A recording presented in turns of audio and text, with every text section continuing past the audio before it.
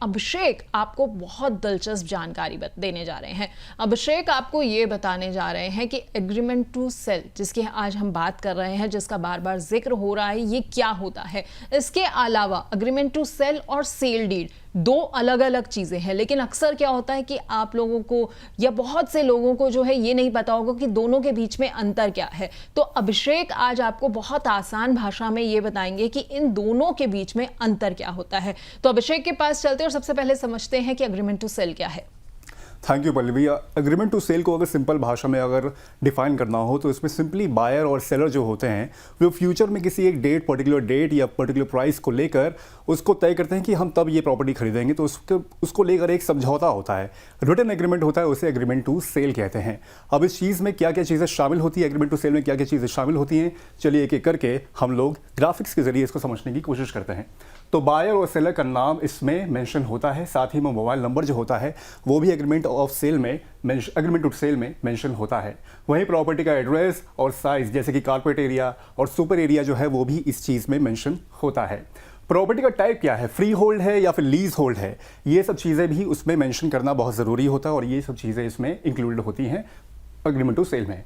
अगर property loan पर है या फिर गिरवी है तो उसकी भी जानकारी उसमें मेंशन की जाती है। वहीं टोकन मनी या एडवांस अमाउंट जैसे कि 10% अगर दिया गया है या 20% दिया गया है या कोई भी XYZ अमाउंट दिया गया है तो वो उसमें एग्रीमेंट टू सेल में मेंशन किया जाता है और उसके बाद अगर जो भी बैलेंस अमाउंट होता है उसकी भी जानकारी एग्रीमेंट टू सेल में दी जाती है। वहीं डील रद्द होने या शर्तें तोड़ने पर क्या पेनाल्टी होगी और किसे ये झेलना पड़ेगा, इसके बारे में भी जानकारी एग्रीमेंट टू सेल में होती है। अब इसके बाद दूसरी चीज़ हम लोग डिस्कस करते हैं कि एग्रीमेंट टू सेल और सेल डीड में बेसिक डिफरेंस क्या होता है। तो मतलब जैसे कि मैंने बताया कि भविष्य की डील का वादा यहाँ पर किया जाता है। वहीं सेल डीड जो होती है वो प्रॉपर्टी का असली ट्रांसफर होता है, यानी कि जब प्रॉपर्टी पूरी तरह से तैयार हो जाती है तब ये सेल डीड एक तरह से तैयार होती है। टाइम क्या होता है, ये पहले साइन कर लिया जाता है। जैसे कि मैंने शुरुआत में बताया कि शुरुआत में ये चीज़ें डिसाइड होती हैं कि 5 महीने बाद या 6 महीने बाद जब मैं प्रॉपर्टी खरीदूंगा तब मैं इसकी पूरी कीमत दूंगा। तो उस एग्रीमेंट के लिए ये पहले से साइन कर लिया जाता है जिसमें सारी चीज़ें मेंशन की जाती है जो कि हम लोगों ने आपको पहले बताई। वहीं सेल डीड में ये लास्ट स्टेप होता है, जैसे कि मैंने बताया आपको कि ये जब प्रॉपर्टी आपकी तैयार हो जाती है तब ये सेल डीड तैयार की जाती है और लास्ट में ज़रूरत कब पड़ती है इसकी, जब पेमेंट और बाकी काम पेंडिंग हो और लास्ट में सेल डीड जब पूरा काम हो जाता है, पैसा मिल जाता है, तब जाके सेल डीड इसकी बनती है। Over to you Pallavi. बहुत बहुत शुक्रिया अभिषेक आपका। आपने बहुत आसान भाषा में जो है हमारी एक बहुत जो दुविधा थी उसको रिजॉल्व कर दिया है। आपने बहुत सिंपल तरीके से बता दिया कि एग्रीमेंट टू सेल क्या है, उसके अलावा सेल डीड से जो है ये कैसे अलग होता है।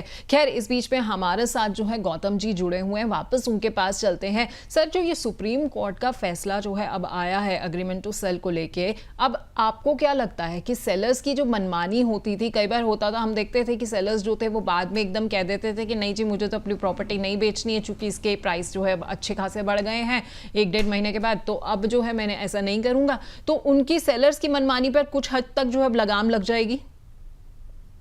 निश्चित रूप से पिछले 2-3 सालों में ऐसा हुआ है कि प्रॉपर्टी के दाम इतनी स्पीड से बढ़े हैं कि सेलर्स की टेंडेंसी हो गई थी कि नहीं जी मैं नहीं दे रहा हूँ। और चूंकि अनरजिस्टर्ड है, विशेषकर यूपी में अनरजिस्टर्ड को वैलिड उतना नहीं माना जाता है, जो कंपलसरी रजिस्ट्रेबल हो गया है, तो उसके कारण लोगों को ये हो गया था कि नहीं जी अब मैं नहीं भी दूंगा तो कुछ नहीं होगा। लेकिन जब अब क्लैरिफिकेशन आ गया है कि स्पेसिफिक परफॉर्मेंस में आप एविडेंस के रूप में इसे दिखा सकते हैं, तो सेलर्स अब ऐसा नहीं कर पाए।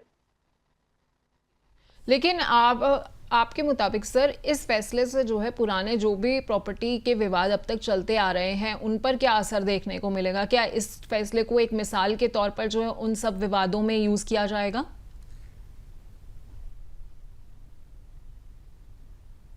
बहुत ज्यादा असर पुराने फैसले पर नहीं होगा, क्योंकि ये कला देवी में ऑलरेडी ये चीज एक पोजीशन था जी, जिसको रिकन्फर्म किया गया है। तो इसलिए पुराने रनिंग केसेस में बहुत ज्यादा असर इसका नहीं होगा। ठीक है, तो पुराने जो उतने भी डिसीजंस है उसमें बहुत ज़्यादा इसका असर देखने को नहीं मिलेगा। लेकिन एक थोड़ा सा और कंफ्यूजन ये है कि ये फैसला जो है दोनों तरह की प्रॉपर्टी पर क्या लागू होगा। मेरी बात यहाँ पर मैं बात करना चाह रही हूँ कमर्शियल और रेजिडेंशियल दोनों तरह की प्रॉपर्टीज के बारे में, तो ये जो है दोनों पर लागू हो जाएगा? जी ये दोनों पर लागू होगा। ठीक है, तो ये फैसला जो है दोनों तरह की प्रॉपर्टीज़ पर लागू है। अगर आपके पास कमर्शियल है या फिर रेजिडेंशियल प्रॉपर्टी है और आपको भी लग रहा है कि आपको कुछ ऐसी ही परेशानी झेलने को मिल रही थी, तो आपके लिए ये अच्छी खबर साबित होती है।